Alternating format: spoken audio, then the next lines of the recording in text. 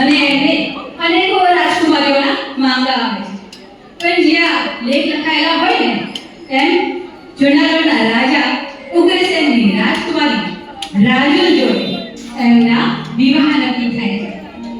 આ મુકેશ અંબાણી તો અનંત અને રાધિકાના લગ્નમાં શું ખર્ચો કર્યો, એના કરતા 7 ગણો ને 70 ગણો પણ નહીં, 700 ગણાથી પણ વધારે ખર્ચો માતા પિતા પોતાના દીકરાને પરણાવવા કરે છે. 16,000 રાજાઓ સાથે રાજકુમાર નૈનકુમારની જાન નૈનકુમારને પરણાવવા જાય છે. શું ઐશ્વર્ય, શું વૈભવ, શું જાહો જલાલી અને શું જલસા અને શું માતા પિતાનું ભરણ. મારો દીકરો પરણશે, અમારે ઘરે બહુ આવશે, અમે પુત્ર પુત્રીને રમાડીશું. શું માતા પિતાના અનુમાનો પૂરા થાય છે? અને અહીંયા રાજકુમારી રાજુ પણ અરમાનો સજાવીને બેઠી છે. શું એના પણ અરમાનો પૂરા થાય છે? રાજકુમારી રાજુને મળવું છે?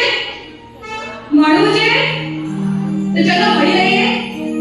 હું જૂનાગઢ નરેશ ઉગ્રસેન રાજાની સૌંદર્યવતી પુત્રી અને કૃષ્ણ રાજાની સાળી છું.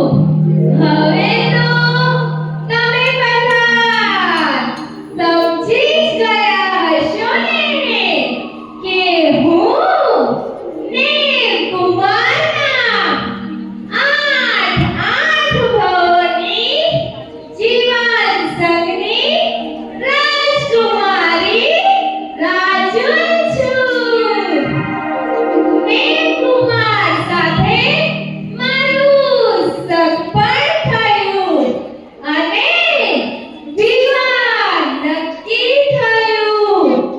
એમને તો મેં મારા જીવન સાથી તરીકે ધાર્યા. એ તો મારા પ્રાણોના નાથ છે. અરે કોણ કહે છે કે એ કાળા છે? એ તો કામણગારા છે. અરે એમની મુખાકૃતિ તો જુઓ, એમની ધીરતા, ગંભીરતા અને શૂરવીરતાનો જોટો આ દુનિયામાં જડે તેમ નથી. આજે તો આ રાજીમતી એટલી બધી રાજી છે, એટલી બધી રાજી છે કે મારા હૈયામાં આ આનંદ સમાતો જ નથી. શું તમે બધા જાણો છો? કોઈ એક ભાવની નહીં પણ 8 ભાવોથી ચાલતી અમારી અખંડ પ્રીતિ છે. અને આ 9મા ભાવમાં પણ અમારા પ્રીતની રીત નથી બદલાઈ.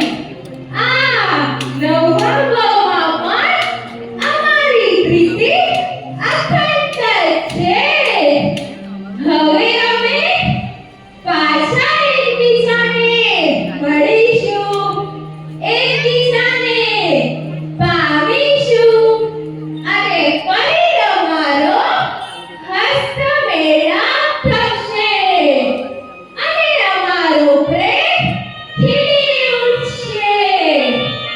હું શોળે શૃંગારમાં સજી ધજીને એમની રાહ જોઉં છું અને એ વિશાળ સાજણ માજણ સાથે ચાલ લઈને મને એમની પરિણીતા બનાવવા આવી રહ્યા છે.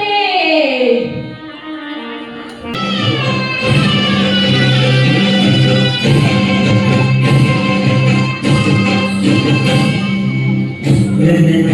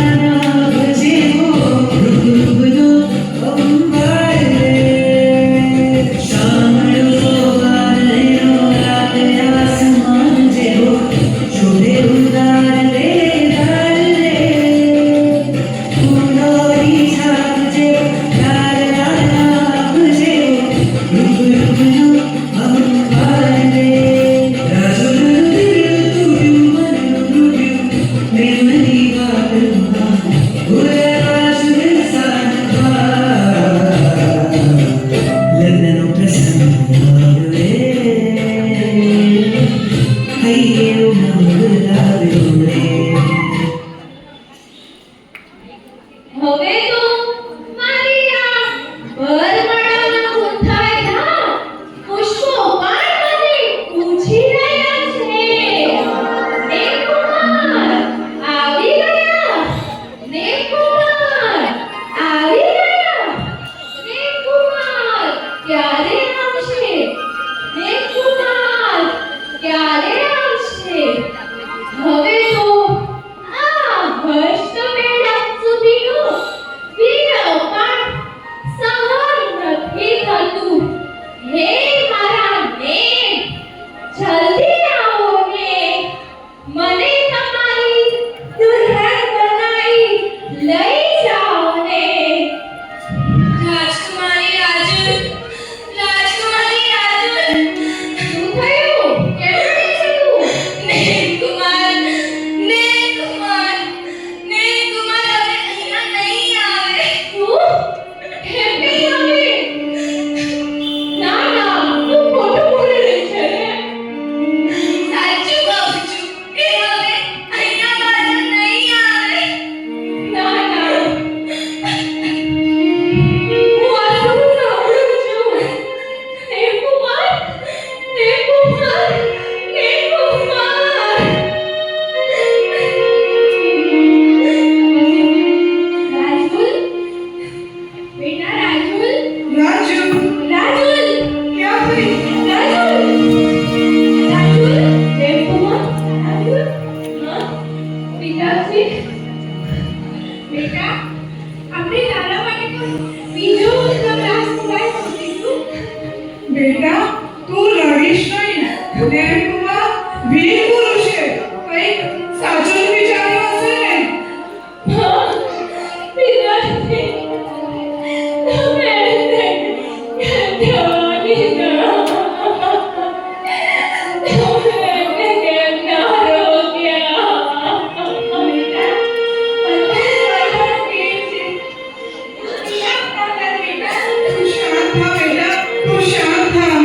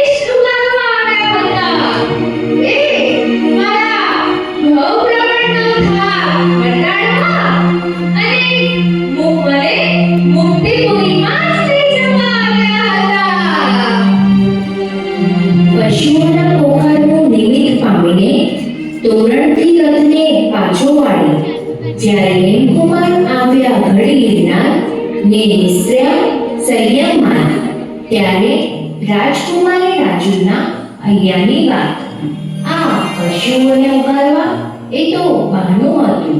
મારા હેમકુમાર તો મને જ તારવા આવ્યા હતા. હવે મેં આપે જે ત્યજી દીધું એ નથી પામવું. આપ જે પામ્યા છો એ જ પામવું છે. હવે તો આપ સાથે જ હસ્તમેળાપ થશે રજૂહરણ રૂપે. આપ સાથે જ ફેરાફરીશ પ્રદક્ષિણા રૂપે. આપનું જ મંગળસૂત્ર ધારણ કરીશ કરેલી બંધે રૂપે. આપનું જ સિંદૂર માથે ચડાવીશ નવ આજ્ઞા સ્વરૂપે. આજ નવભાવની રીતિ થાશે તુજો, રાજુને મળી જાશે તુજો.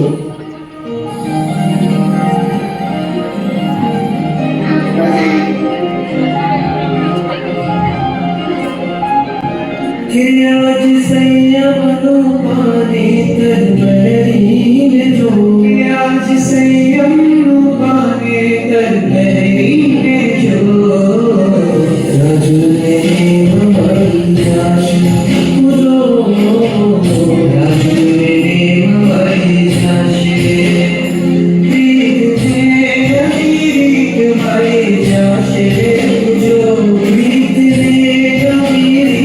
મળી જાશે તુજો, રાજુને મળી જાશે તુજો, રાજુને